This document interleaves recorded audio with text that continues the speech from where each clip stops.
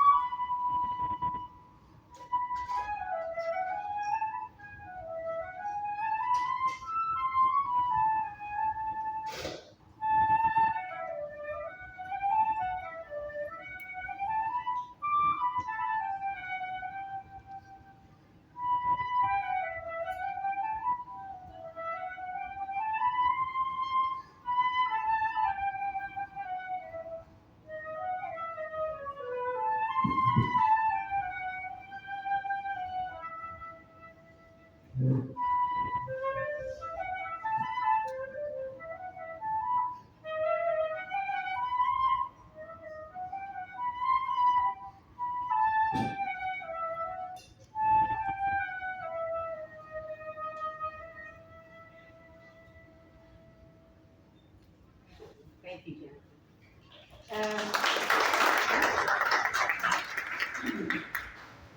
Good morning. It's coming on almost on afternoon. In the spirit of my father, when we had the memorial for my mom, my father was sitting in the front row. Nobody saw this but me. He was sitting in the front row. Jacqui was also playing. People were taking their seats, and he looked at me and went.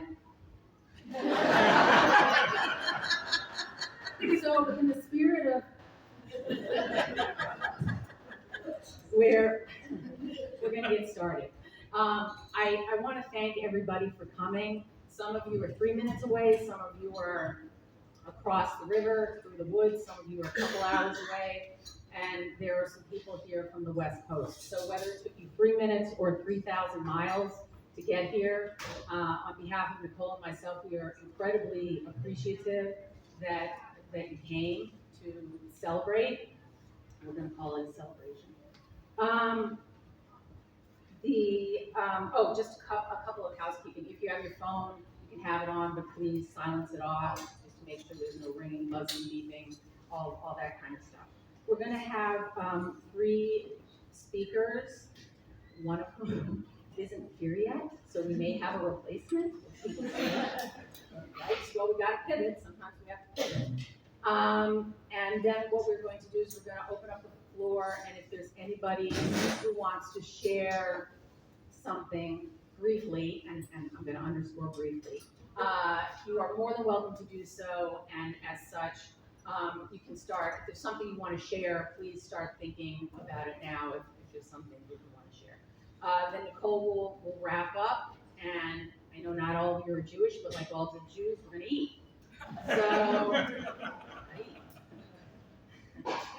So again, I super appreciate you coming. We both do.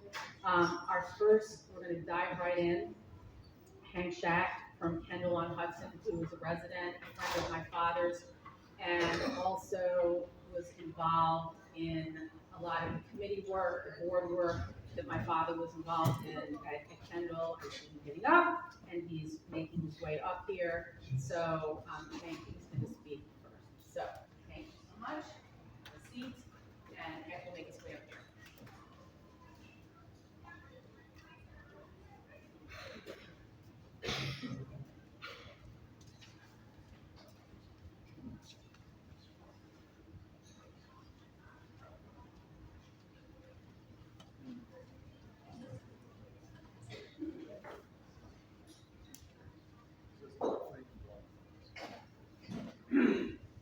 I've been asked, can you hear me in the back? Let me adjust the mic. How about that? Is that better? They say louder is better.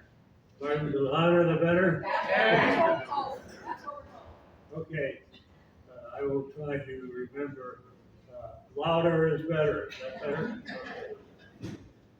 I've been asked by Reed and Nicole to give you a few thoughts about Gene's wonderful life at Kendal, which is not quite across the river here. You can't quite see it, but up the river to the north at the retirement community called Kendal on Hudson. So I first met Gene when my wife and I moved here about late 2018. So I'm a latecomer to the group gathered here, certainly, but I think that Gene was one of the friends that we most valued at Kendal. Gene and I quickly became good friends and colleagues. My path to his apartment, 4319, was well worn, as was many others from the Kendal contingent here. Gene was one of the most active and consequential leaders at Kendal. He was thoughtful, farsighted, decisive, and perceptive, and he always went like this, no matter when he was talking. Stated another way, he was drawn to leadership, and he was very good at it. And I thought one way to describe his leadership was to give you 3 examples where he exhibited extraordinary leadership at Kendal, none of which will surprise you. So these 3 episodes where he established himself, not established himself, but stepped forward to take the leadership position were very important to Kendal. And it came during and after COVID, to give you a time frame. Coming out of COVID, like many other organizations, the resident community was frightened, short-tempered, and too many occasions sharp with the administration. So the leadership at the time decided to form what we call a group of 8 to see if some sanity could be restored in a more peaceful environment. Our organization was not unique. Many of the organizations that you all are part of will see some of these similar kinds of behavior that were not typical for the community coming out of COVID. So what we decided to do was to form a group of 8 with 4 senior administrators and 4 resident leaders, including Gene. His insights and contributions were critical to the discussions of the group. The group suggested several structural changes, rebuilt a critically important bond between the residents and the staff, and importantly, lowered the temperature. That kind of contribution was typical of Gene, and there are several more that I'll share with you. For those of you not familiar with the resident life at Kendal, there is a thing called the Resident Council, many of whom are here today, either current or former council members. And the council is responsible for 3 things. 1, oversight of the 30 committees that are in charge of creating the life at Kendal. Secondly, raise the money to support those committees as required. And third, to serve as the liaison with the administration. Gene was an active member of the council. The way it works at Kendal is that you put yourself up for election. We have an election every fall. Usually there are more members, more people that put their hands up than there are slots, so it's really an important view and a very important part that Gene played several times during his life at Kendal. You run for a 4-year term, and it's split into 2 different ones. So you serve for 2 years on the council, then you put yourself up for a, you know, a vote. Gene went through it twice. He served 4 years, he stood for election. He then stood for re-election, and then you have to stay off 2 years. And unsurprisingly, after 2 years, he ran for election again. Not only did he run for election again, but he was elected as the chair of the council. So, tribute to Gene's leadership, his capacity to bring people together, his warmth, his reaching out to people that needed to be comforted in some way. He was a superb comforter, and it just was astonishing to watch. And all of us at Kendal were so blessed by his leadership. The third one was something that you may have heard if you knew Gene well. He also was part of what was called the faith group.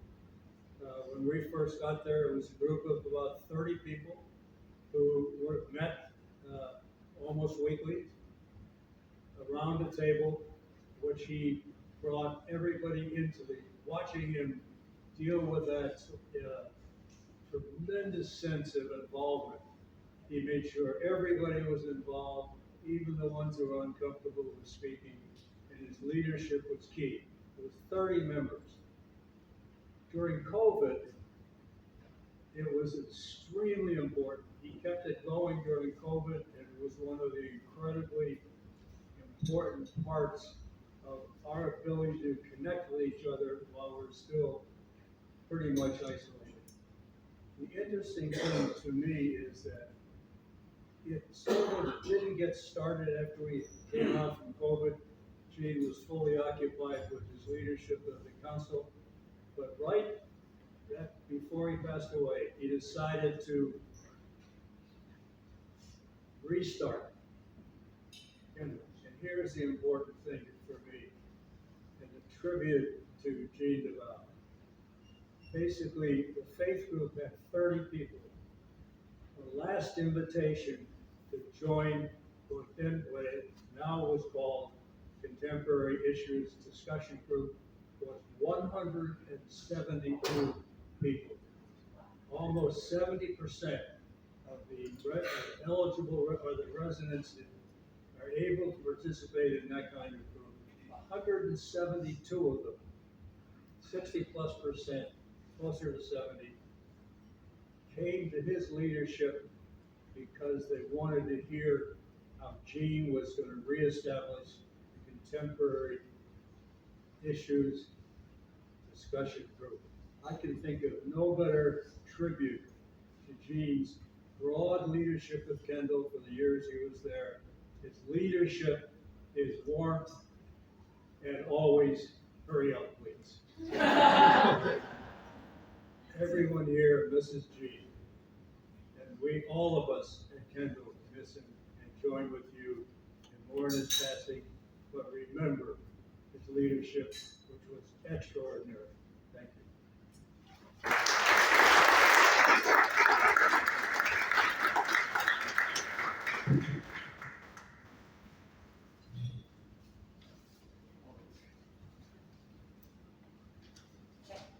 Thank you, Pat. Thank you. So our next speaker is my cousin, Noel Cott. He's batting second for Juan Soto today. I would like to give a special thank you to Noel, not only because he's here, but he's foregone a portion of his birthday today to be here. So, maybe I shouldn't have said anything, but it's too late. Anyway, Noel, please come up. Thank you.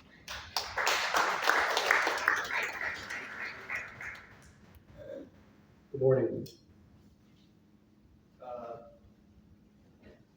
I'm going to read a little bit because I spent a fair amount of time thinking about Uncle Gene, and I don't want to leave anything unturned. So whoever gives me that signal.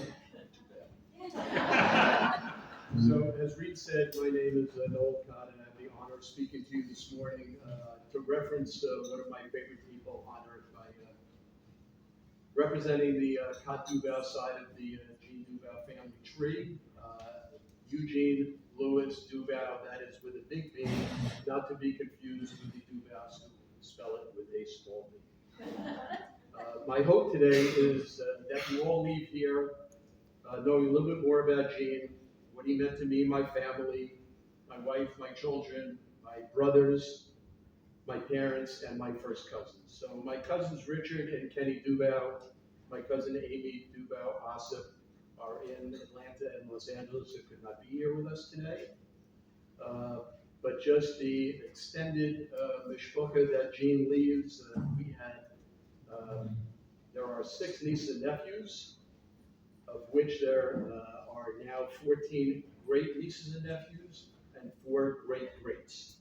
So let's say Gene has a huge fan club that continues to grow on a daily basis.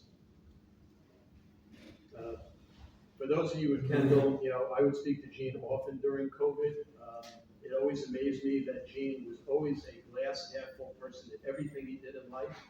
And he told me that he had a routine every single morning, despite the fact that he was often relegated to staying in his room most of the day. He got up, he showered, he shaved, he got himself dressed, looking sharp and natty as always. And then he would go about, kind of doing his thing often by himself. Since COVID, I've been working from home, and most every day, as my family can attest, I'm in a t-shirt and sweatpants and never get dressed up. But in honor of my fashion-forward uncle today, I am dressed appropriately. And I'll relate a story. About 15 years ago, at a family Seder, Uncle Gene took me aside and kindly mentioned that my Liberty of London tie was hopelessly out of style and I should consider stepping up my game a little bit. So truth be told, today is the first day that I have put on this tie, since Uncle Gene told me that it was out of style. I have received multiple compliments about this tie. The other thing Uncle Gene told me was that if you wait long enough, every fashion item comes back in style if you wait long enough. So, Uncle Gene, this one's for you. A little bit of history. So, Gene DuBow was the middle child of Nathan DuBow and Frida Ephron DuBow. My uncle Myron was the oldest of the 3, and my mother Carol was the youngest. My grandpa Nicky, born in Poland, emigrated to the United States as a small boy. Came from a big family of brothers. He had 4 brothers beside himself. My grandfather was in the millinery business, and for those of you who are Gen X or thereabouts, the millinery business was a fancy word for the women's hat business, which was a fashion accoutrement that every woman wore. No mas. My grandma Frida was born in New York City and lived in the Bronx throughout her childhood and her early part of her marriage.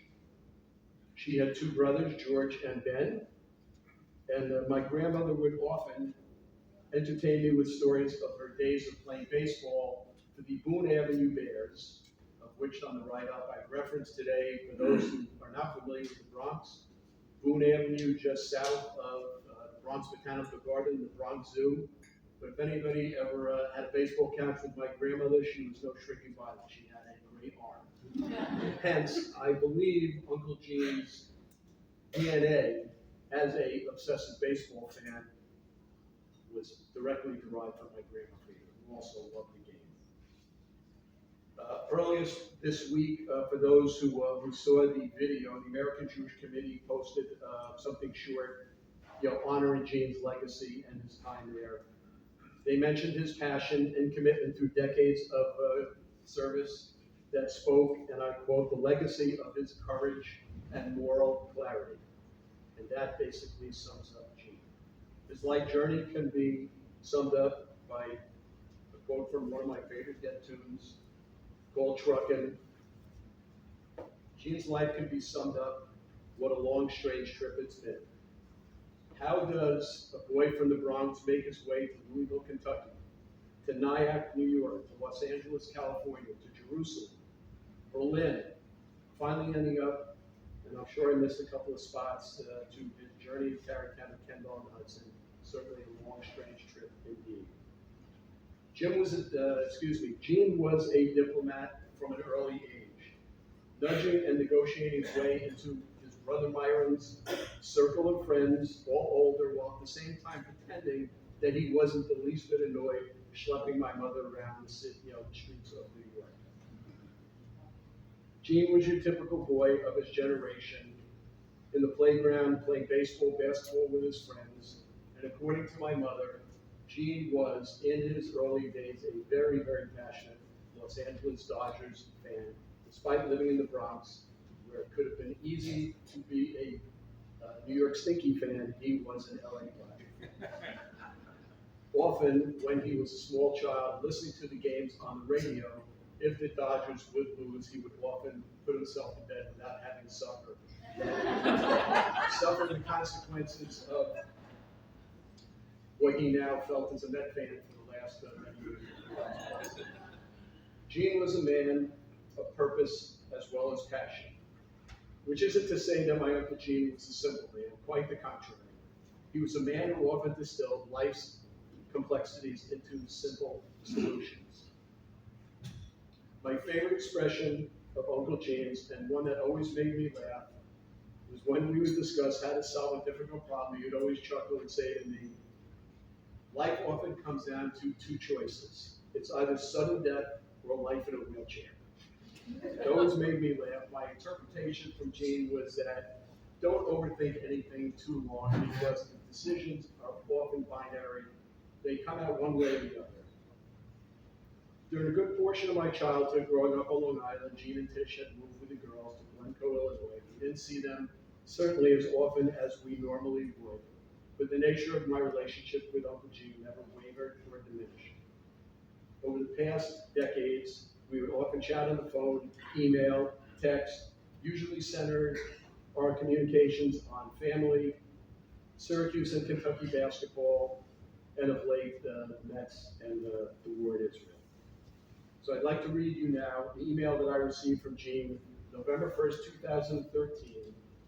And for those of you who already miss Gene DuBow, his smile, his laugh, his self-deprecating wit and sense of humor, his mustache, I encourage you to find this video on the internet. It's just awesome. Noel, 2 years ago I visited my alma mater, and at the invitation of Professor Janice Fernheimer, who holds a chair of Jewish studies at the University of Kentucky, I sat down for a videotaped interview. She was particularly interested in the fact that a UK Jewish grad had spent so many years working for a Jewish organization and wanted to know more about the Jewish life on campus during the 1950s. Since I didn't think I had that much to share, it would last 15 to 20 minutes, but the interview lasted 1 hour and 52 minutes. He said, well, I have not forgotten about it. I failed to ask Janice for a copy, and the whole episode passed into some memory recess in my brain, and I no longer thought about it. And again, this is 2013. He said, my friend and fraternity brother, Marty Solomon, who lived his whole life in Lexington, was very active in Jewish affairs, emailed me a copy without comment. I watched the interview for the first time today. It won't win any awards, but it does cover my life from the time I applied to admission at the University of Kentucky, through my parole officer days in New York City, and then my long career with AJC, concluding with my 2.5 years spent for AJC working in Germany. This is typical Gene. I will not be offended if you give this a quick delete. It's probably not all that interesting. However, I don't want to give it a file and forget, so if you click on the link below, you will find, as he would often refer to as the oldest living member of the DuBow clan, as he looked 2 years ago, and it's sure cheaper than going to a movie. Love, Uncle Gene.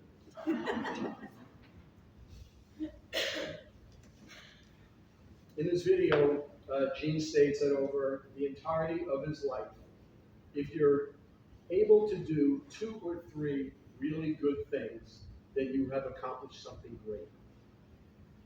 I can tell you, I'm going to get choked up and maybe cry at some point, but I can tell you, I have watched with love and dedication offered to him from my cousins that they are 2 of the great things in Gene's life. And I'm hopeful, and was hopeful, that David Harris would mention the other 2 really important things that Gene did in his life, his AJC work in Skopje, Illinois, and Germany. But you can find that on your own, or I'll be happy to share it. Often in life, cataclysmic events change the direction and the path of your life. If you believe in Besher, which is the Jewish word for fate, there are no coincidences. Everything is fated to be. My grandpa Nicky passed away in 1956 from a heart attack 6 weeks before my parents' wedding. Gene was only 24 at the time.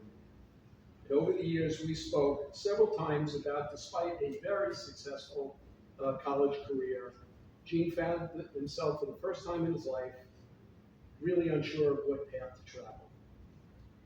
He followed his brother Myron's path to law school. He was miserable and quit after 1 year.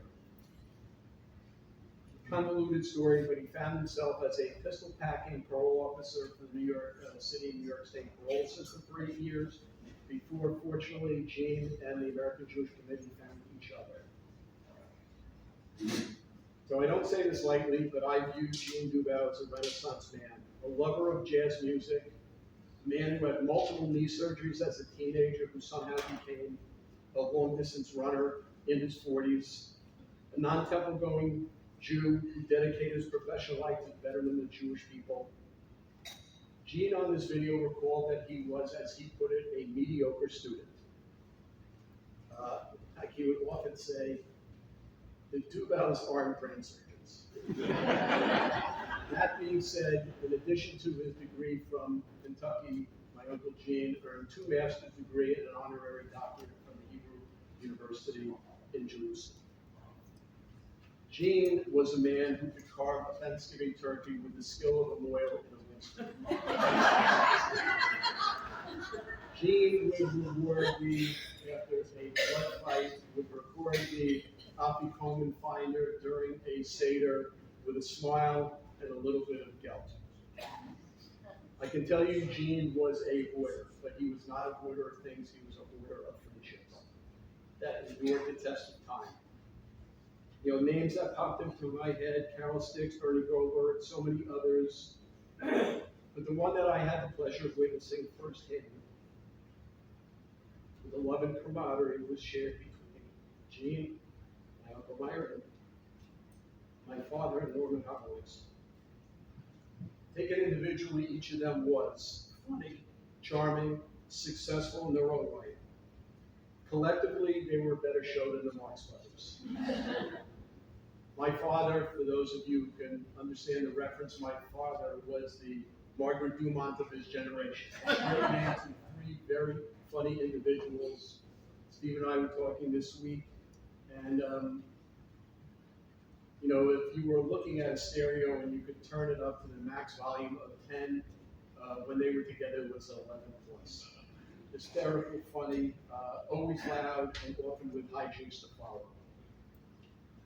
Gene always referred to my father not as my brother-in-law, but as my brother. And I know that his lifelong friendship and kinship with Norman was felt on that exact level as well. That's Gene DuBow in a nutshell. Friends, family, and Kentucky basketball, what more does a man need? I want to just read 2 quick emails that I got from my cousin Patricia and Amy that they sent me this week. Amy wrote, I have lots of great memories of Uncle Gene. The most outstanding for me was how Gene and my dad loved each other and loved going shopping for shirts at Deckers in Connecticut and every other place they could find. He loved Ron, which is Amy's husband. He loved Ron and my family so much. It meant such a great deal to me. He loved to tease Ron about the New York Giants. I'll always remember his smile and his mustache. Our last visit together, Uncle Gene was sharp as always, full of life and love. I'll miss him forever. My cousin Richard wrote, and he is the oldest of us nieces and nephews. He said, as a kid, Uncle Gene was great. I have amazing memories of Uncle Gene carving a turkey on Thanksgiving and all the wonderful family times together. As an adult, when I really got to know Uncle Gene, he had a rare gift. He saw the world, family, friends, relationships, politics for the mess they often become. Everybody's trying to figure it out best as they can. Looking through it all, he maintained a good-natured optimism that wasn't naive nor innocent. He chose to look at the world, and he found the best of it that he could. I always came away from my interactions with Uncle Gene a little bit better. That was his gift to me. He's a rare guy. There are too few people like Uncle Gene. He'll be missed. So, in conclusion, I was born in 1959. I never knew my grandpa Dickie. Me, Nicole, and my cousin Kenny are all named for him. We carried on the name of a great man, Nicky DuBow. To all his many nieces and nephews of the generations, Gene became the surrogate grandfather that we never had, helping us channel the spirit that carries us today. Somewhere in the future, I guarantee you, some Cott or DuBow will name their child for Gene DuBow. And its legend will live on. Thank you.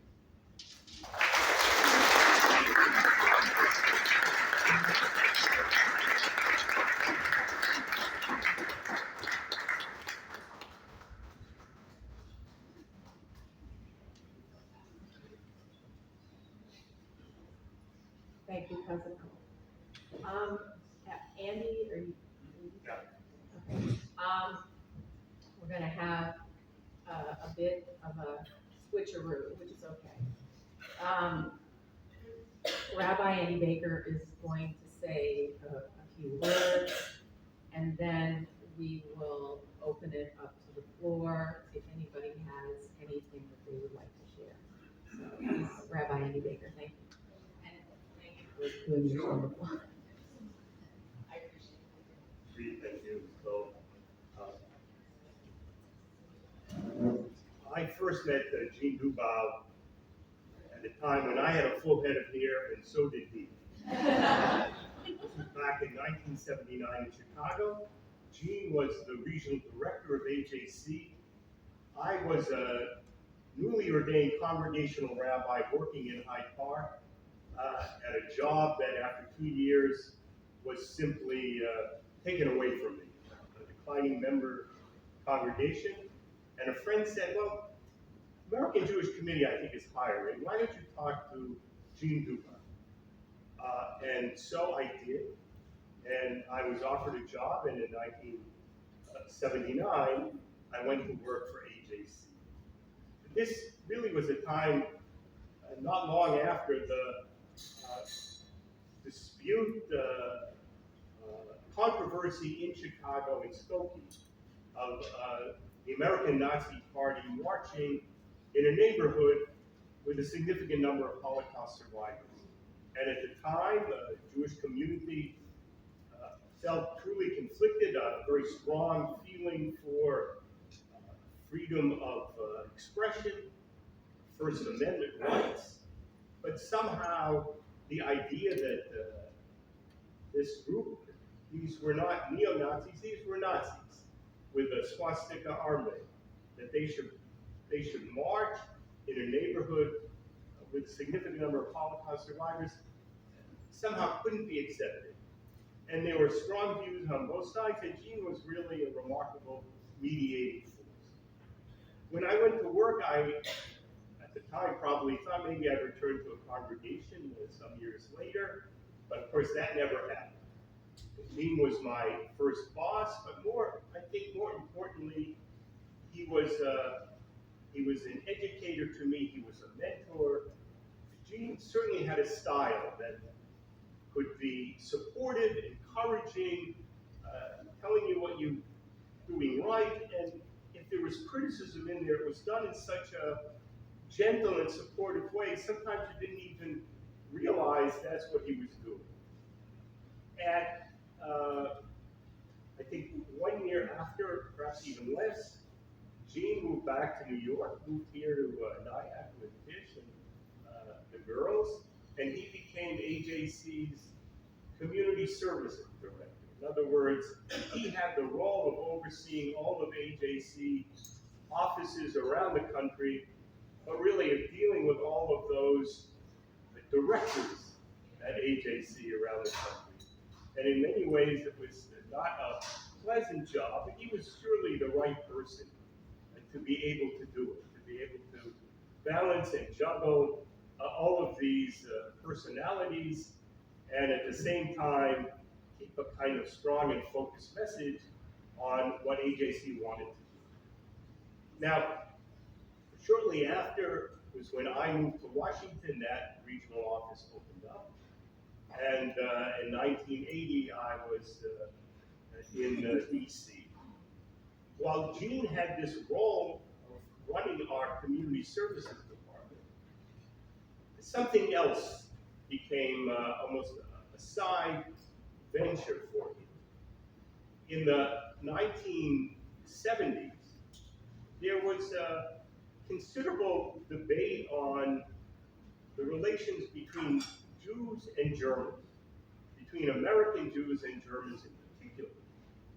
The feeling was, and there were events in New York City for that matter, that there was not an understanding of how one could deal with or come to terms, reach some form of reconciliation over what took place during the Holocaust.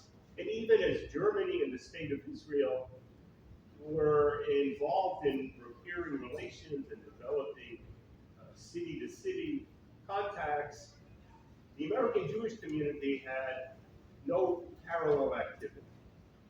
And it was decided that AJC really should try and do something to focus, really for the first time, on building relations between a younger generation of American Jews and Germans. And it happened that we had an associate director of AJC, Bill Trosted.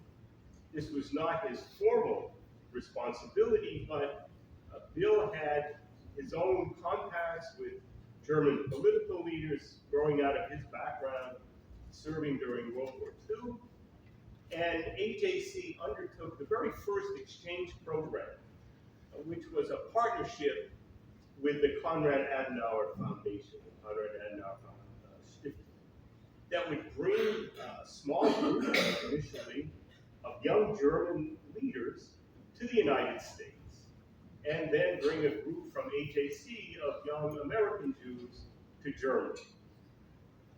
This may not have been the programmatic area of Gene's, but for Bill, there were a few people on AJC staff that he really trusted, and Gene was one of them.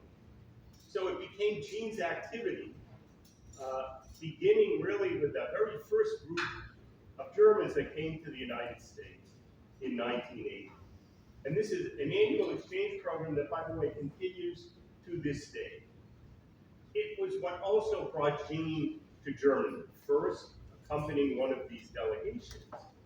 But Gene had his own ideas of more things that could be done.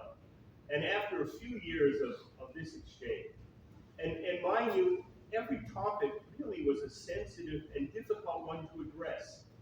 The legacy of the Holocaust still so heavy over everything that was going on. And after a couple of years, Gene thought, why don't we go to East Berlin? Mind you, at the time, the height of the Cold War, even traveling to West Berlin, you flew on an American or a British airline into that city, a somewhat artificial place in the middle of, really surrounded by East Germany. And Gene managed to negotiate to bring an AJC delegation through Checkpoint Charlie and into East Berlin. And he developed our first contacts with the East Berlin Jewish community. And it is somewhat, to think back, a little ironic, but it was through Gene's activity that first we were able to bring kosher wine and matzah for Passover to the Jewish community in East Berlin. And then it seemed that still more could be done. Gene helped identify an American rabbi, speaking German of course, who would move to East Berlin and serve this small Jewish community. All of this through the 1980s, before the wall came down, and frankly, at a time when no one imagined that wall would come down. But when it did, and you had a process of German unification, our activities changed, and regarding Germany, they intensified as well. It was decided that we should open an office in Berlin. AJC was offered space in a building that was about to be built right in what had been a kind of no man's land throughout the Cold War, but the center of Berlin, Potsdamer Platz, of Leipziger Platz. And what one probably wouldn't have conceived of only some years earlier, now for us, for AJC, became a real reality. We were going to have an office.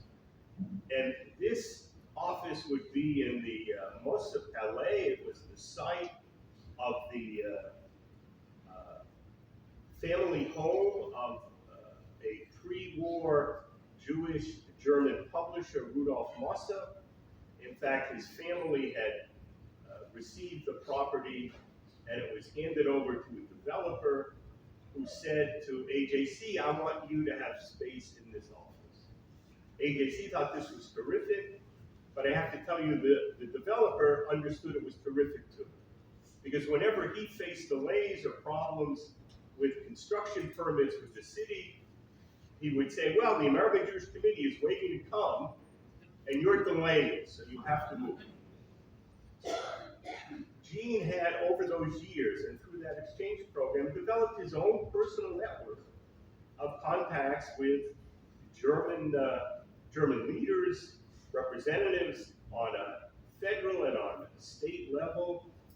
And as everyone who knows Gene, those social interactions year after year with these groups traveling, they became close and fast friends of Gene.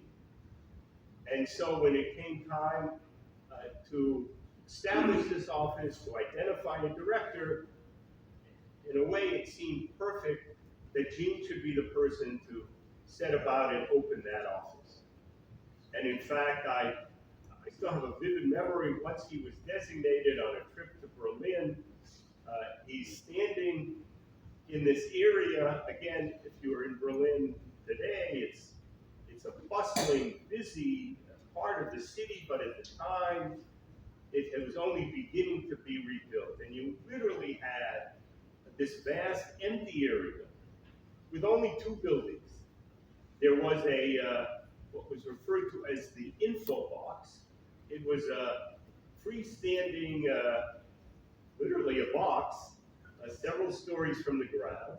You could go up there and you could see the development that was planned. And the only other building across from it was the Mosse Palais, was this building on Leipziger Platz where AJC would open its office. And so when it was opened and dedicated, Gene was established as our director. And I think for many of us, equally impressed that at that opening event, Gene delivered his remarks in German. It may not have been perfect German, but it was so endearing to the audience and to the Germans with whom he came to work. That set in motion, I think, what has really turned AJC into a global advocacy organization. We weren't there some years before this. David Harris, who I'm sure, and if he has the opportunity, will speak in more detail of how that happened and how he decided Gene should head up that office. But I can say, looking around at that moment, and of course over the years since, how appreciative not just AJC and our membership were about Gene taking this on, but really the German friends, politicians, diplomats who were in the audience and with whom now we have had this really deep and important relationship continuing for decades. Of course, it was a difficult time for Gene to be going back and forth, to be by himself in Berlin. So I think he felt once he established it, then he could return to Tish and to you, Nicole, and me.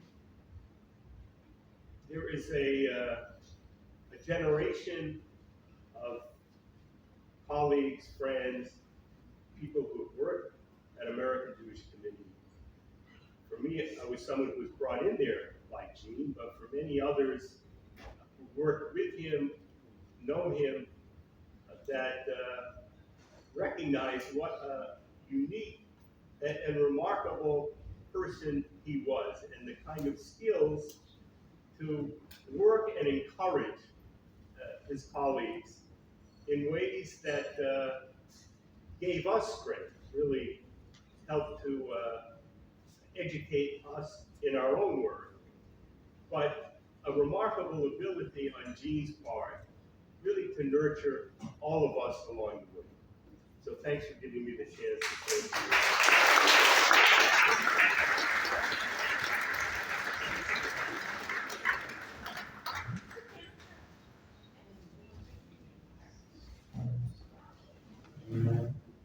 Thank you, Rabbi. Who would have known I would have had you pinch hit? So it was like he wrote the speech like weeks ago. So thank you, Rabbi. I appreciate it. We're going to remember. I said at the beginning, if anybody wants to say anything, keep this in mind. Okay. But we certainly welcome, and I think.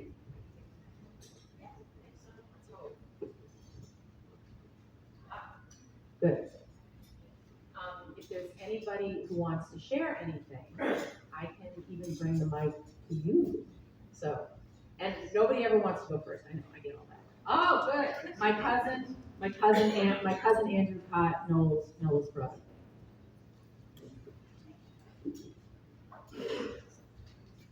Again, I'm Andrew Cott, Barry and Carol's middle son.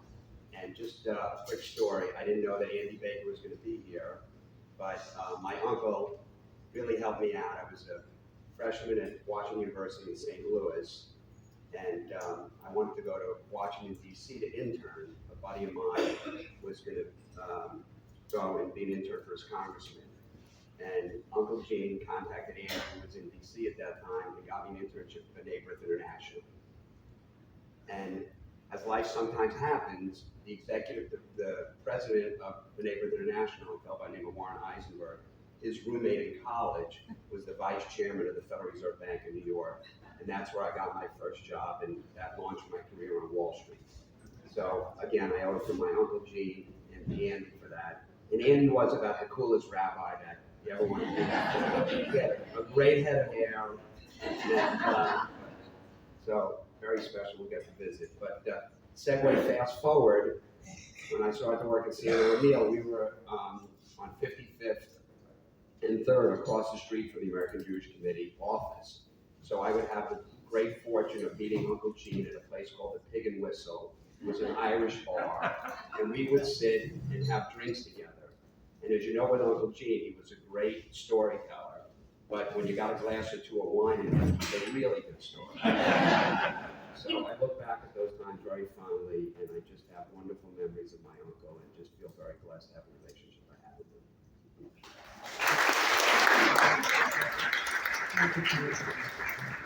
I have to say the Pig and Whistle doesn't sound very kosher, but we'll make an exception. Is there? Okay, this is my Uncle Dan. Okay.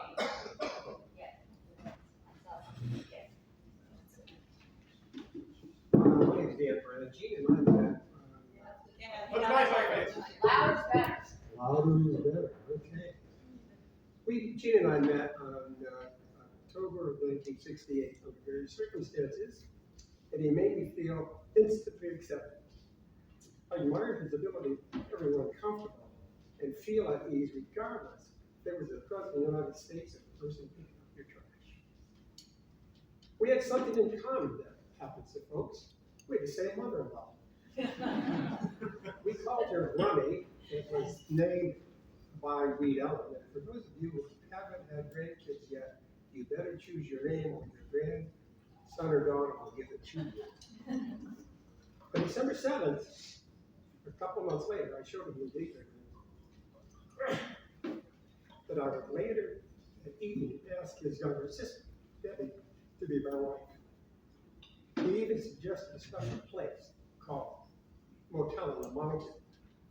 I wanted it to be kind of in St. Patrick's Cathedral, so it would be a memorable place. And Gene says, "Oh, this is the memorable place. It's now a old home for the ages." I grew up on a farm, was the first in our family to go to college. No one had met any of my family except Dad. G mentioned 3 nights before arrival for the festivities that some were concerned that they would show up in bib overalls. Of course they were all dressed appropriately, but from that time on, an honest and open line of communication between Gene and I started for the rest of our lives. Reed Allen, approximately 18 months old, his first overnight was with me. I was kind of the crazy uncle.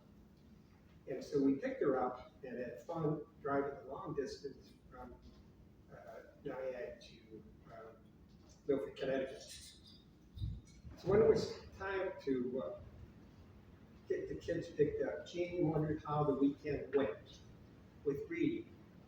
And did it all go okay? And he stated how empty their house felt the first time she was there. I'm a pilot and would give the kids and Tish rides. Somehow Gene wasn't into small airplanes. Gene traveled a lot with us, and the small kids referred to his airline as American Airlines. Reedy finally asked me, what was the name of my airline? And I said, it's called Uncle Dan's Airline. We lived on the West Coast, and Gene would always make an effort. And during his travels to visit our family, we always enjoyed his visit.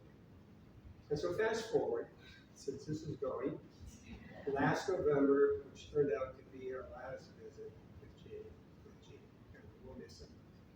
God bless him.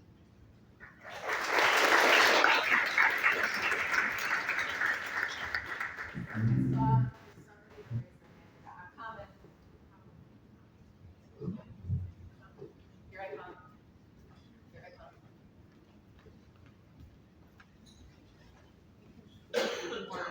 And there you're more than welcome. Oh, she said she's very okay. At Kendal of Hudson, Gene became my friend. But more than that, he became a guide to me. When I arrived at Kendal, I joined the Jewish community and shared the leadership for Shabbat services. Through the years, the community grew and outgrew the brief service we were using. Gene was very dedicated to coming to services. He was always there. And he said to me, in his guiding way, we need to get prayer books. This is no good. And I said, yeah. Well, how are we going to go about getting prayer books? And he said, we'll look for one. And one that would work for our community. But I said, we need funds. We have to buy them ourselves. And he said, don't worry, we'll get donors. And sure enough, in his eternal optimism, we found donors and we bought the prayer books, and our community continues to grow. And I remember well, and I always will, each time we meet for services, how Gene would come in and never miss a service. he would come in, sit down, take out his teapot, his yarmulke, and just sit back and enjoy the service. A brief prayer.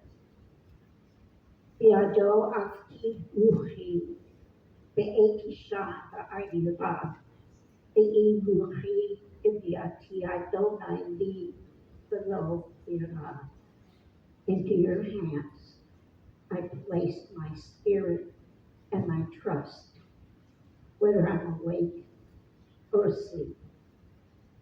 For I know that you are always there, and I will never be afraid. Amen.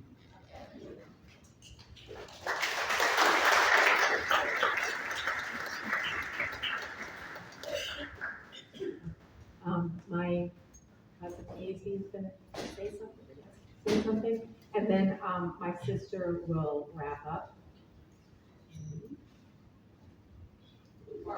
I'm sorry, hold my Casey in. Sorry.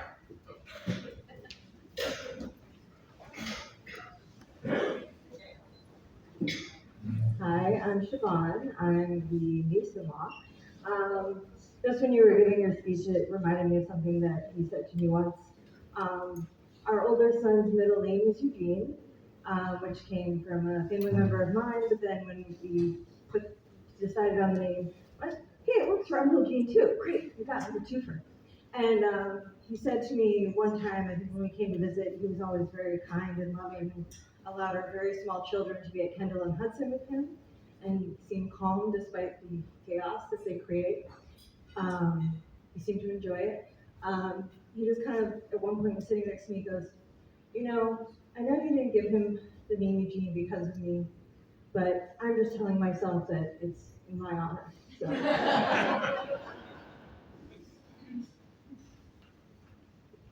was going to use that same story. Exactly, I will. I'll start with it. When we sent that name out, Warren Eugene Brennan, I got an email from Gene because that was Gene's favorite communication style. We sent a lot of emails back and forth. And he wrote, and this is classic Gene, he's like, I know you didn't name your son. I know that name has nothing to do with it, but thank you. And I wrote it back. I'm like, no, really, actually, it kind of did. Like, we talked about it, and your name came up and was discussed.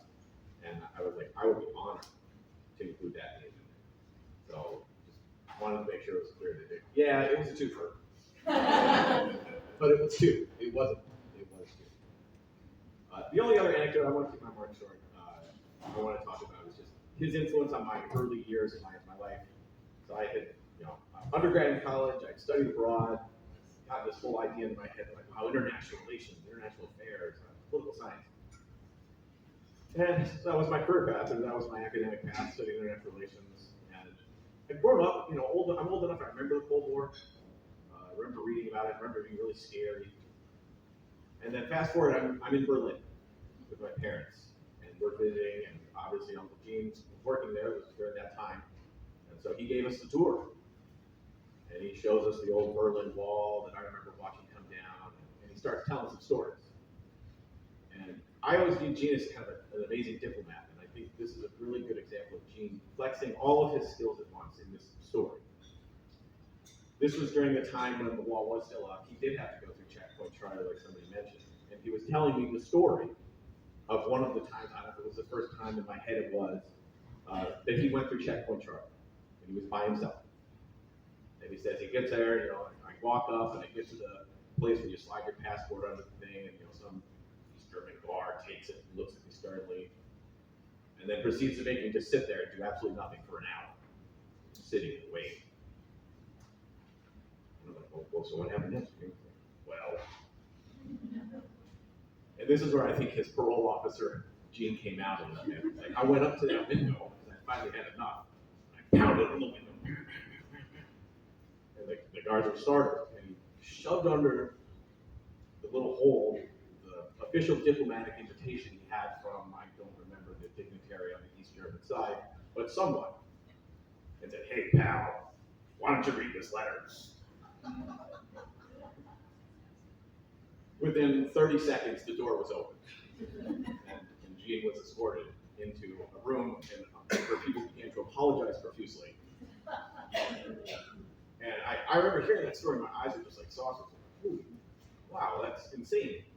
But I think what it does for me is, Gene was a diplomat. He knew when to use the soft skills and the tools, but he wasn't afraid on rare occasions with the right moment to push. And that for me was one of those moments where he pushed things forward. That story has always stuck with me. Gene has, after that, that was when I had my epiphany. I'm like, oh my God, this guy's a big deal. And he, was a mentor for me in many ways. And we continued to exchange emails for many years. I remember one of the last times I saw him, it might have been the last time I saw him, in Classic Gene Fashion. The first thing he did is like, hey Casey, how are you? How are the kids? How's everything going? He really cared about everyone. He cared about my kids and he wanted to hear all about it. I currently work for the federal government. And he was deeply concerned about, hey, how's your job? How's everything going? Are you okay? And I remember thinking, like, God, this guy, I came here to see you, but I feel like you're more interested in seeing me. And that to me, I think, is the real essence of love. He had that ability to make everybody feel special, to make everybody feel like they were the most important person in the world. Would always ask about you first. It was hard to get him to talk about himself. So, Gene, I love you. I miss you. You've been an inspiration to me. And God bless.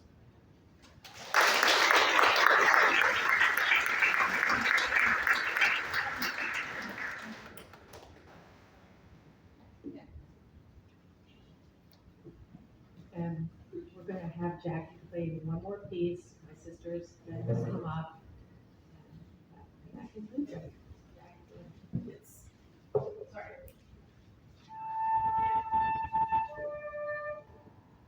I'm sorry, the piece is called Jerusalem of Gold by Naomi Shemer. Thank you. This is a favorite song of mine, and thought it was fitting, and really like to come along and sing along. It's really great. I'm just going to play one time for you. So,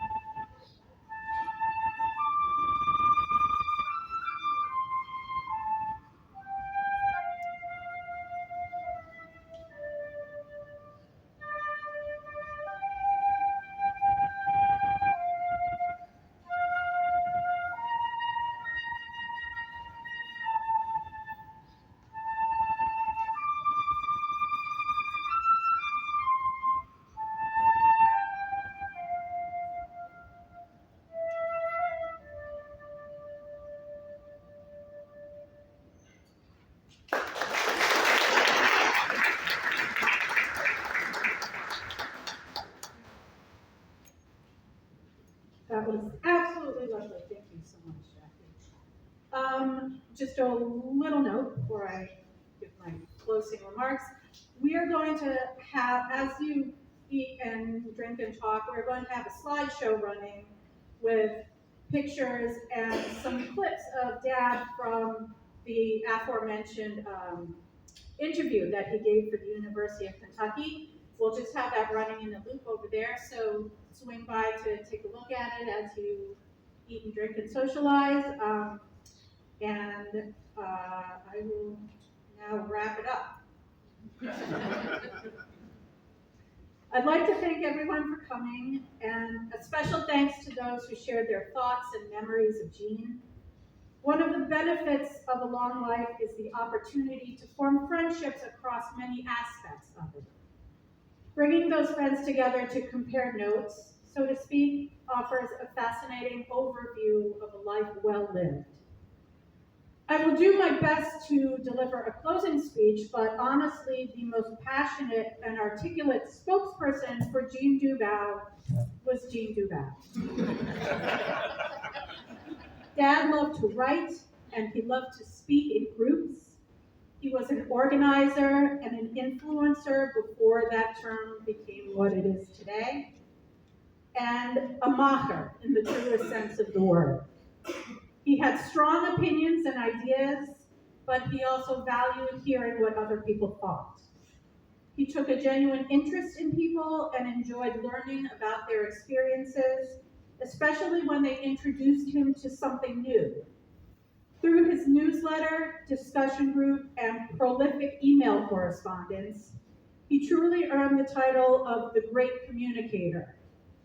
He was a connector of people and remained deeply engaged in conversation until the very end. I spoke to one of his nurses on the last day of his life, and she said, "I can't believe it. He was talking and making jokes with the nurses this morning." That I very much believe. It is a great tribute to Gene's legacy that so many of you are here today, along with the many, many emails we received on the news of his passing. On behalf of Gene's family, I thank you for being here. As we gather to share a meal, I encourage you to honor his legacy by getting to know someone new today, just as he would have done. Thank you.